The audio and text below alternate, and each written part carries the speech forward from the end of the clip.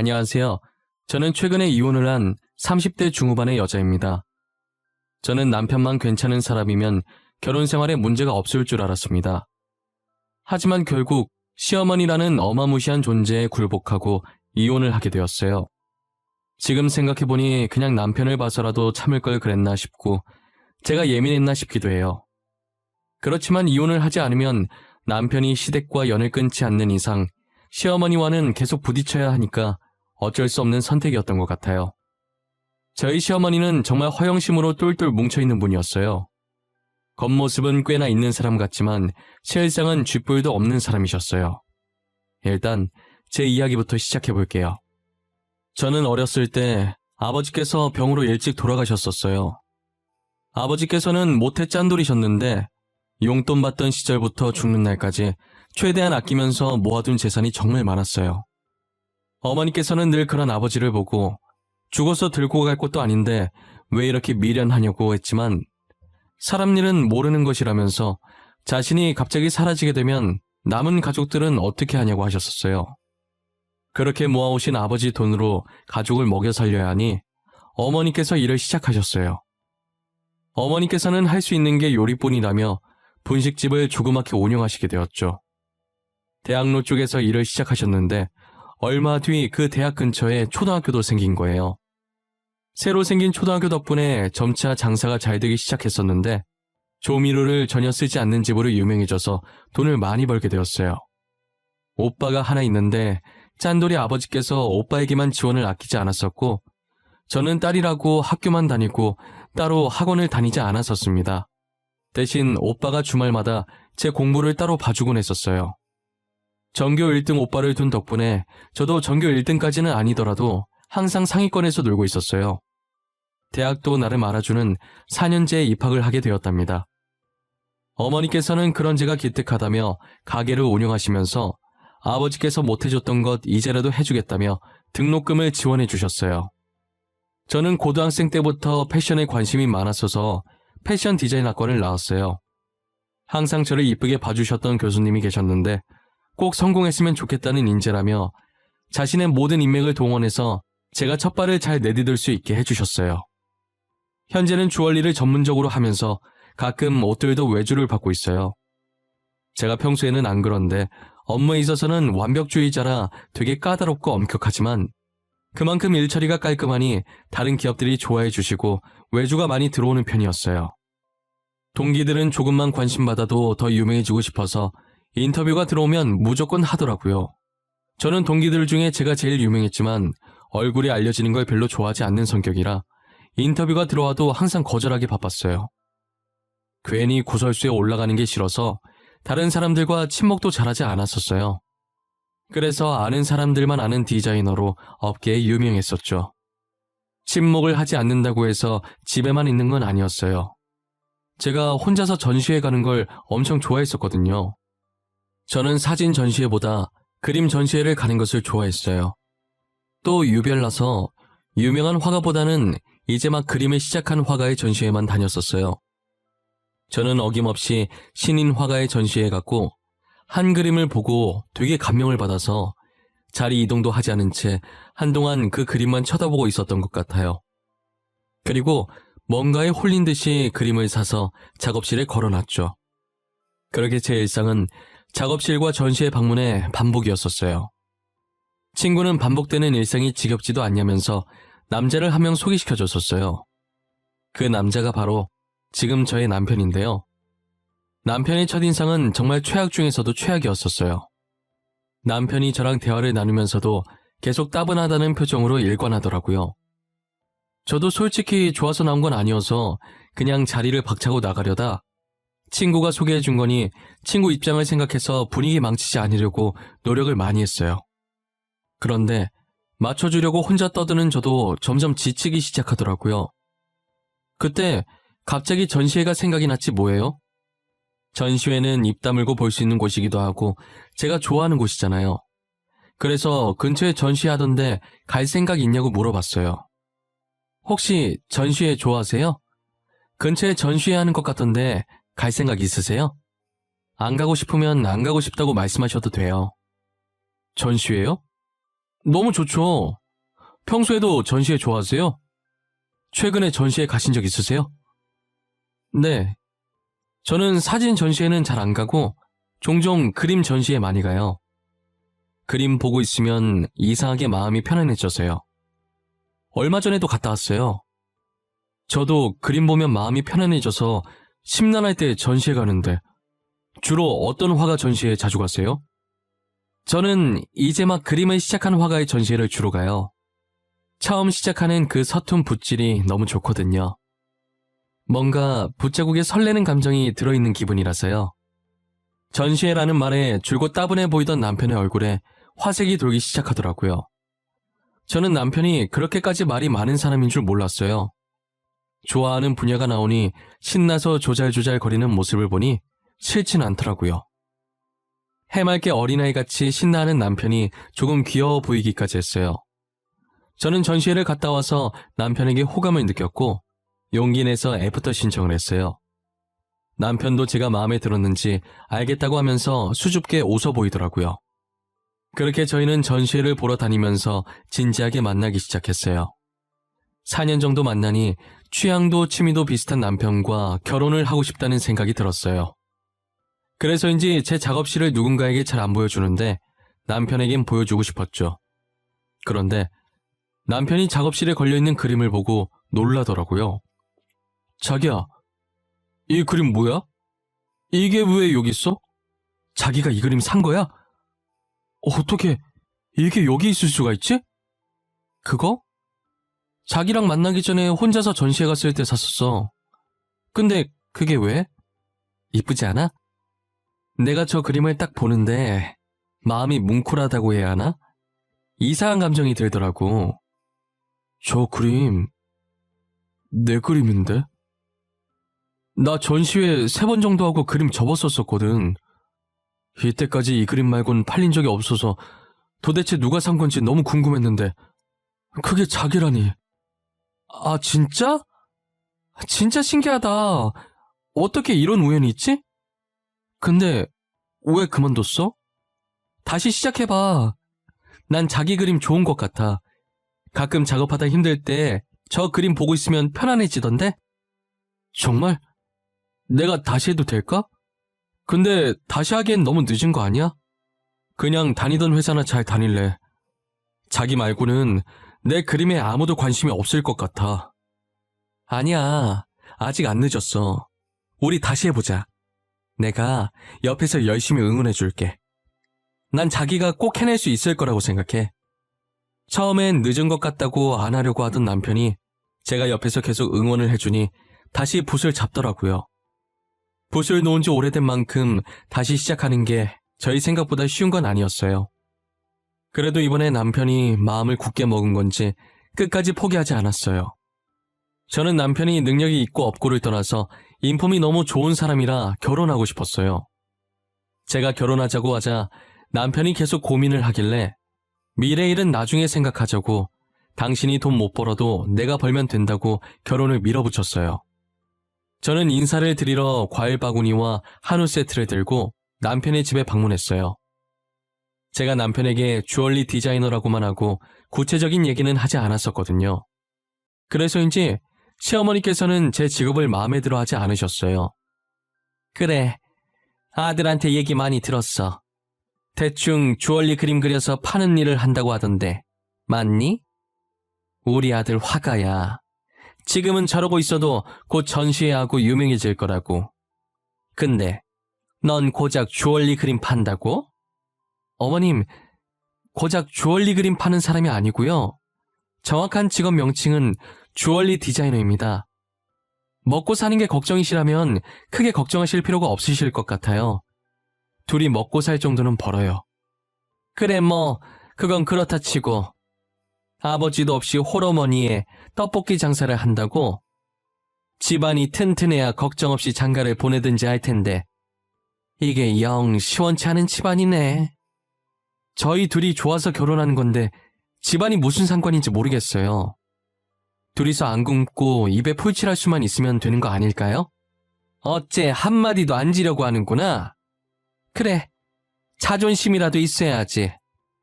일단 우리 아들이 좋다고 하니까 결혼은 허락하마. 혼수는 내가 정해서 리스트 보내줘도 되겠니? 어찌저찌 결혼을 승낙받고 집은 시어머니께서 해주신다고 하시길래 제가 혼수를 해가기로 했어요.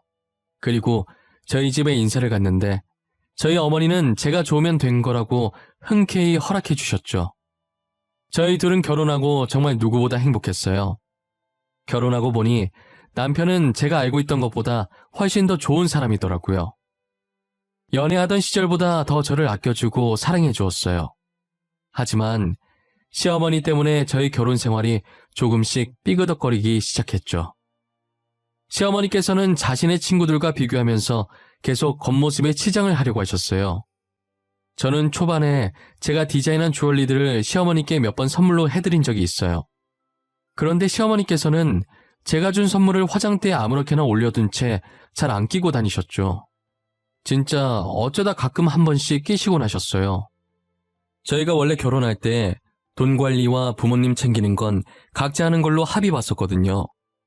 그래서 제가 잘 보이려고 초반에 선물로 좀 해드리다가 시간이 흐르면서 안 해줬었어요. 어차피 선물로 만들어서 드려봤자 아무렇게나 던져두고 잘 안 하시니까요.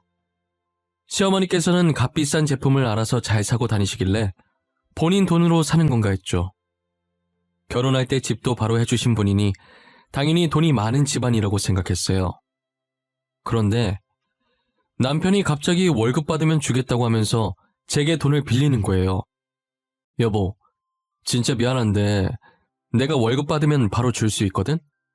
나 돈 조금만 빌려주면 안 될까? 나 당장 쓸 돈이 없어서 그래. 당장 쓸 돈이 없다니? 지금까지 모아둔 돈 없어? 여태 돈도 안 모으고 뭐 한 거야? 우리 축의금 반만 나눈 건 어떻게 했는데 그것도 벌써 다 썼어? 아니, 사실 어머니가 돈 좀 달라고 하길래 줬어. 급하게 쓸 곳이 있다고 하길래. 진짜 급해 보이시더라고. 그래서 일단 드렸지. 뭐? 어머니가 그걸로 뭐 하신다고 하시던데. 급하게 어디다 쓰신다던데. 명품 사겠다고 저러는 거 아니야? 요즘 어머니 백화점을 자기 집 드나들 듯 하시던데. 그게 한정판이라서 지금 아니면 못 구하는 거라고 무조건 사야 된다는 거야. 자기 친구들 다 사는데 혼자만 안 살 순 없다고 하셔서. 알고 보니 남편의 월급으로 시어머니께서는 사치를 부리고 계시더라고요. 저는 차마 남편한테 화는 못 내겠고 바로 시어머니께 전화해서 따졌어요. 어머니, 한정판 살 거라고 저희 신랑한테 돈 달라고 하셨다면서요? 어머님이 사고 싶은 건 어머님 돈으로 사셔야죠. 왜 남편 돈을 가져가세요? 내가 내 아들한테 돈 달라고 하는데 네가 무슨 상관이니? 네가 나한테 돈 주는 것도 아니면서 어디서 시애미를 가르치려고 들어? 가르치려고 드는 게 아니라요. 어머니 때문에 용돈도 없이 생활하는 남편이 불쌍해서 그래요. 회사 생활하는데 아들이 돈도 한 푼 없이 다니는 걸 바라시는 거예요? 우리 아들이 왜 돈이 없어? 너 결혼한다고 할 때 뭐라 그랬어? 둘이 먹고 살 정도는 번다며. 그럼 남편 용돈 모자랄 때 좀 주고 그래야지. 안 그래? 어머님이 돈을 안 가져가셨으면 애초에 용돈이 모자랄 일도 없죠. 앞으로 그 이 돈 가져가려고 하지 마세요. 앞으로 남편 돈 가져가지 말라고 하자 시어머니께서는 적반하장으로 화를 내시더라고요.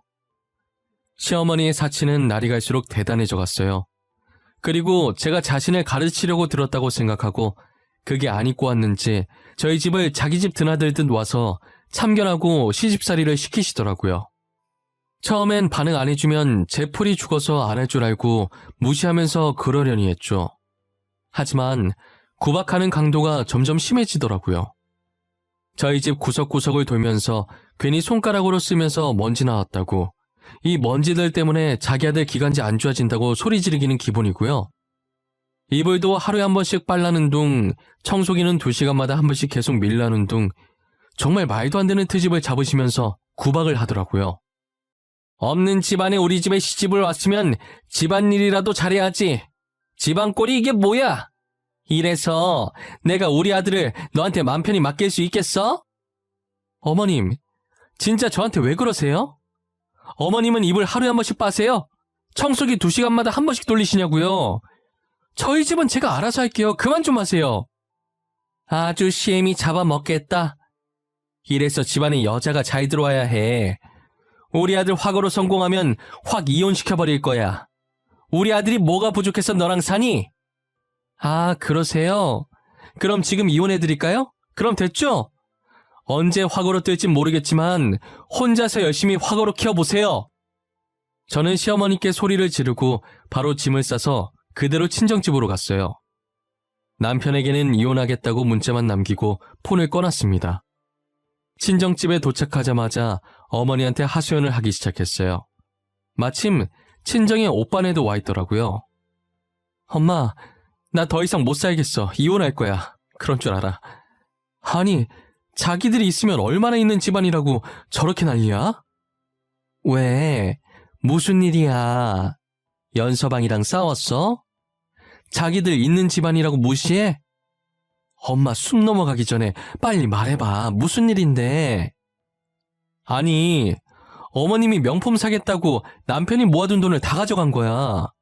자기 돈으로 사지 왜 남편 돈으로 사냐고 한마디 했더니 별트집을 다 잡으면서 구박하잖아. 뭐? 그 여편네 미친 거 아니야? 감히 우리 귀한 딸을 괴롭혀? 나도 아직 집안일을 안 시켜봤는데 자기가 뭐라고 구박을 해?